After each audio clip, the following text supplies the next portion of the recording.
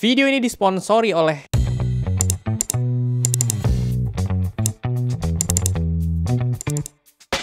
bohong, Deng. Ini cuma Lego. Sponsorin lah. Nggak ada sponsornya ini.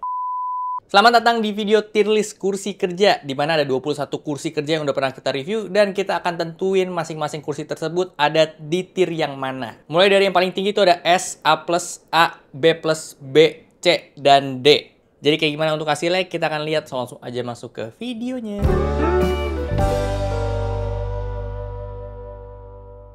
Halo semuanya, gue Okto, balik lagi channel Tech Manis. Kita akan langsung mulai aja. Kursi yang pertama adalah kita dapetin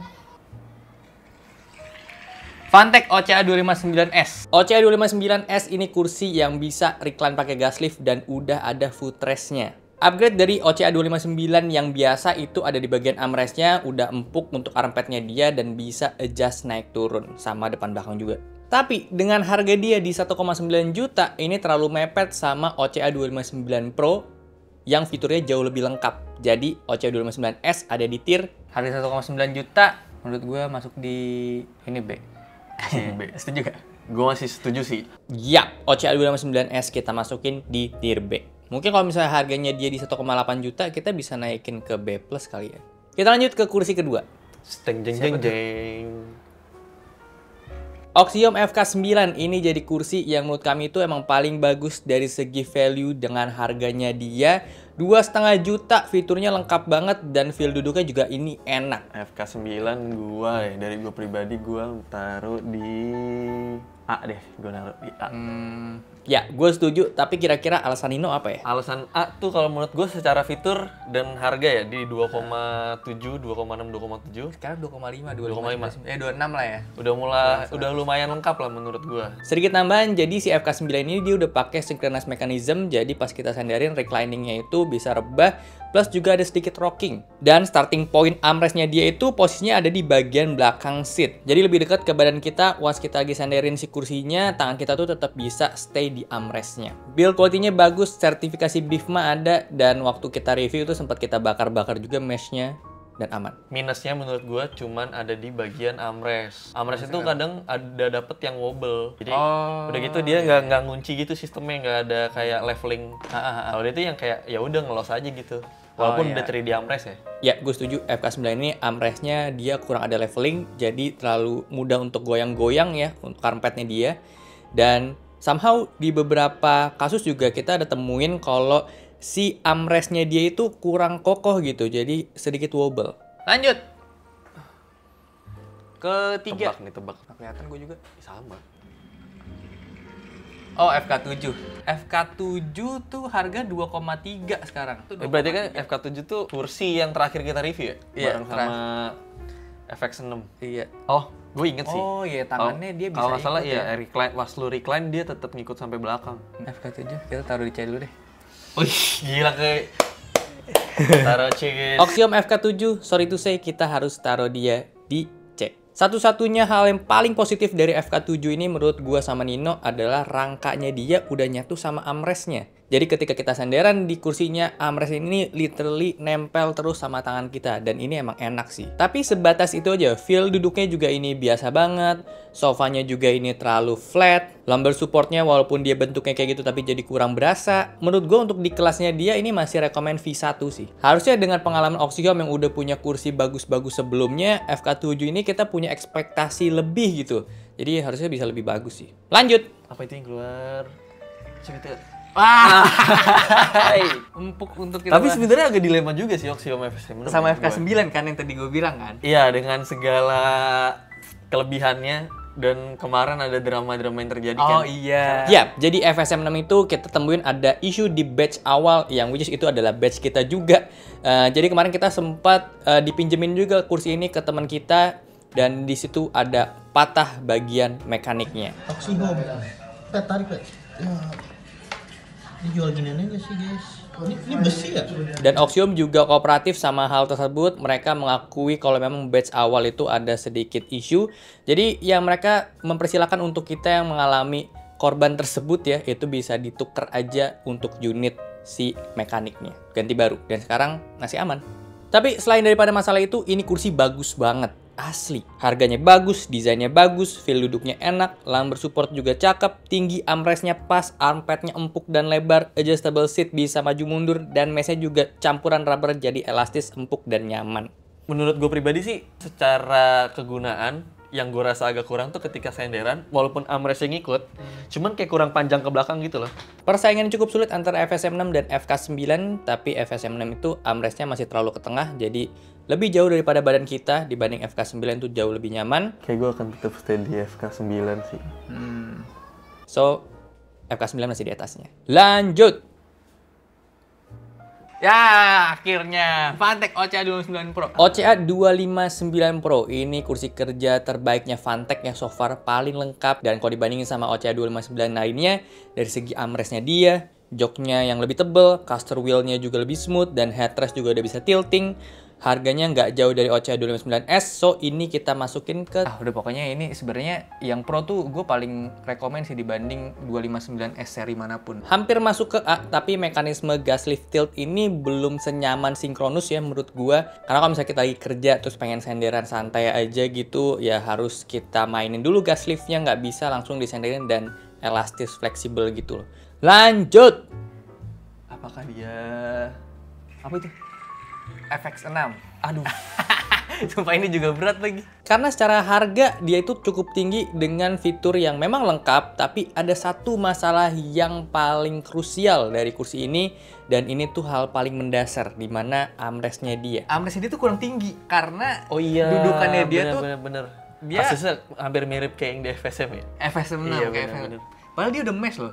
Cuma tuh karena rangka seatnya dia Terlalu bawah ya. itu terlalu tebel ininya, rangka gapnya. Itu dia, itu dong kelemahannya menurut gua. Dengan pertimbangan tersebut dan kita bandingin sama OCA 259 Pro, 4,5. Iya bener, ya. setengahnya 259 Pro. Gue akan tetap milih 259 Pro sih. yap, FX6 ini jadi harus di bawahnya OCA 259 Pro sih. Kayak menurut gua percuma aja gitu, fitur lengkap, duduknya nyaman, tapi armrestnya tidak terlalu mensupport. Ada, sayang sekali. Lanjut!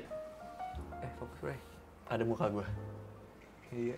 OCA 258. Ya, dengan mempertimbangkan harga yang nggak sampai 1 juta dengan fiturnya dia yang udah oke banget di harga segini, ini oke sih nih kursi ya. Mekanisme back tilt-nya ini loh yang kita tuh lebih suka dibanding rocking, yang dimana rocking itu lebih umum dipakai di harga 1 jutaan. Senderan jadi lebih enak walaupun sedikit mengorbankan armrest yang nggak ikut, tapi gua akan lebih suka ini sih. Dan ada upgrade di OCA 258 yang sekarang, dimana kita nggak perlu ganti gas liftnya secara mandiri. Kita udah dikasih gas lift yang udah lebih tinggi dibanding yang waktu awal gue review pertama kali itu. Di meja 70 cm bisa atau enggak?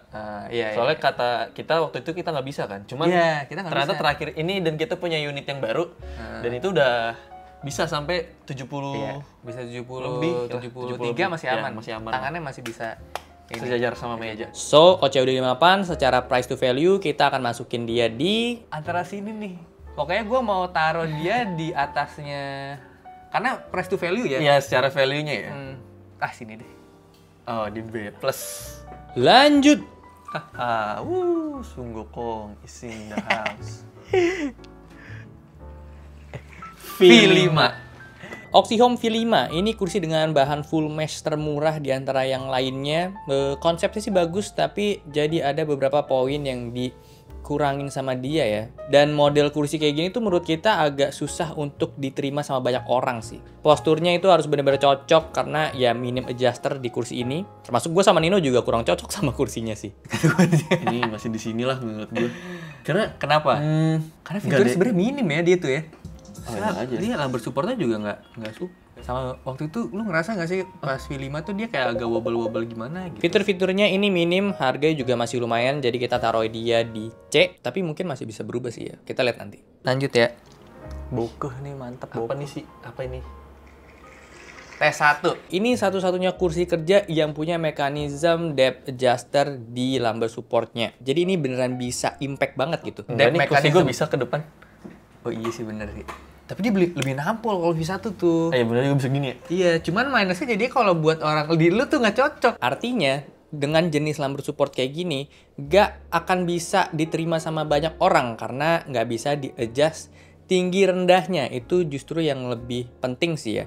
Jadi kalau misalnya dia bisa dikombinasiin tinggi rendah sama depth adjuster, ini pastinya akan gampang banget untuk disesuaikan sama postur orang sih. Nah, untuk T1 di gue yang tinggi 172 cm, aman banget. Sisanya aman, gak ada masalah, fitur juga lengkap. Jadi kita akan taruh dia di tier B+. Apa nih? Coba. Udah. Novilo bro.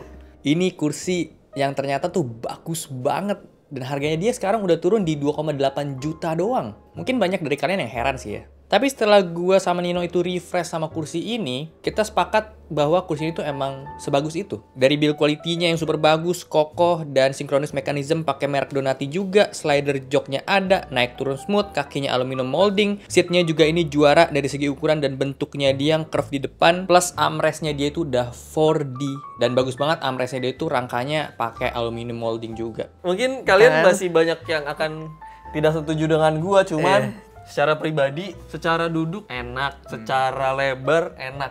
Jadi ini gua Novilo gua taruh di S. Minusnya cuma satu sih menurut kita, tapi ini minim lah ya. Mungkin di bagian headrest bagi beberapa orang akan kurang gitu. Tapi di bagian gue sih ini oke sih. Dan lumbar support mungkin akan jadi pertanyaan kalian juga tuh mungkin kayak bang ini kan tapi lumbar supportnya kayak gini. Nah tapi di gue sih aman-aman aja selagi pemakaian. So kursi ini masuk ke tier yang paling tinggi untuk sekarang, ada di S, tahta tertinggi kursi kerja. Gue sayang aja sama si Novilo tuh kurang marketing sih. Iya bener. Padahal cakep. Lanjut.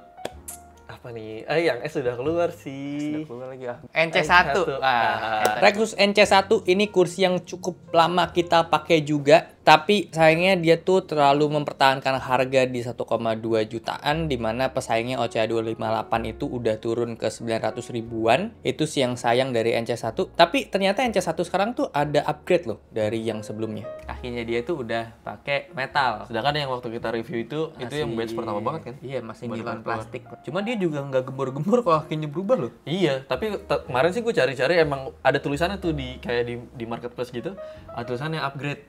Oh. Cuman jadi kalian pastiin aja kalau misalkan kalian mau beli yang NC1, coba ya tanya ke sellernya, ini kakinya masih yang nilon atau yang udah base metal ini. Tapi ya gue belum tes sih untuk durable-nya gimana, gue belum duduk lama juga, itu gue cuma lihat di showroom aja, ya lihat bagus sih, tapi memang harus dites. So untuk NC1 ini kita masukin di tier, gue nggak bisa naruh dia di level yang sama OCA 258 sih.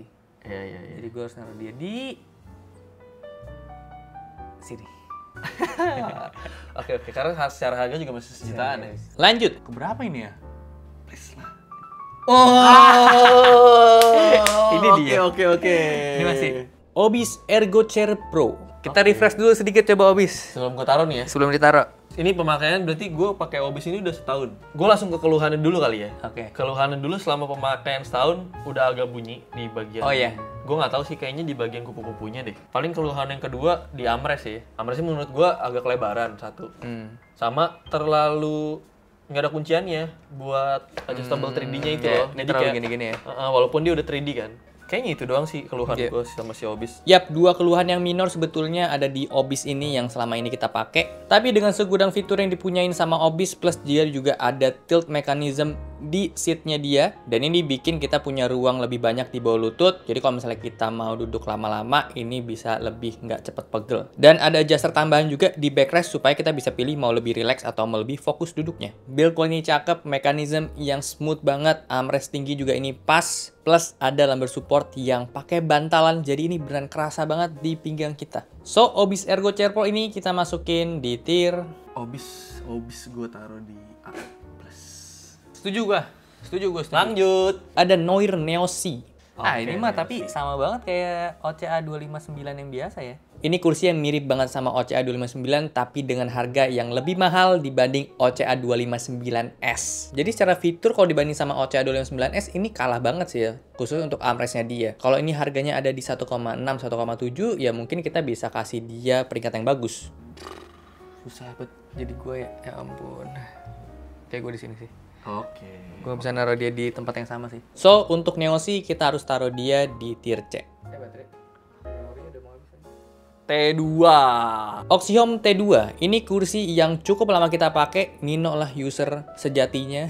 Sampai akhirnya kita menemukan Obis Ergo Chair Pro. Secara keseluruhan ini kursi bagus, build quality-nya mantep, dan fiturnya juga lengkap. Cuma untuk gue pribadi ngerasa ini kursi terlalu lebar aja gitu untuk badan gue, jadi agak kurang nyaman di situ. So T2 ini kita masukin di... Tapi buat gue pribadi, kalau di si T2 ini mungkin ya, di sini sih.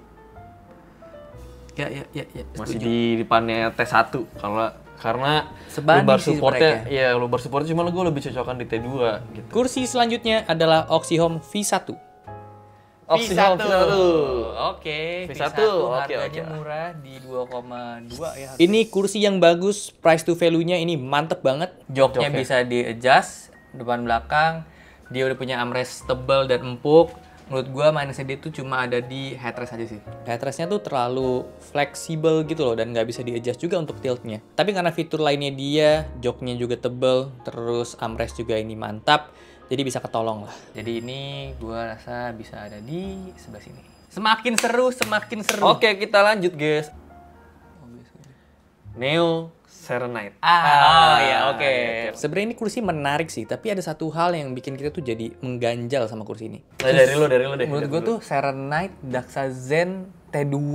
Nah ini nih 3 kursi yang agak-agak susah untuk ditaruh posisi di mana sih sebenarnya. Secara mereka tuh punya harga mirip-mirip, fitur juga mirip-mirip, tapi kita menilai untuk Serenite ini agak terlalu fleksibel, jadi preferensi gue sama Nino agak kurang suka gitu. Kita sukanya tuh yang lebih firm duduknya. Dan gas liftnya dia juga ini masih pakai di kelas 3, sementara pesaing yang tadi kita sebutin itu udah di kelas 4.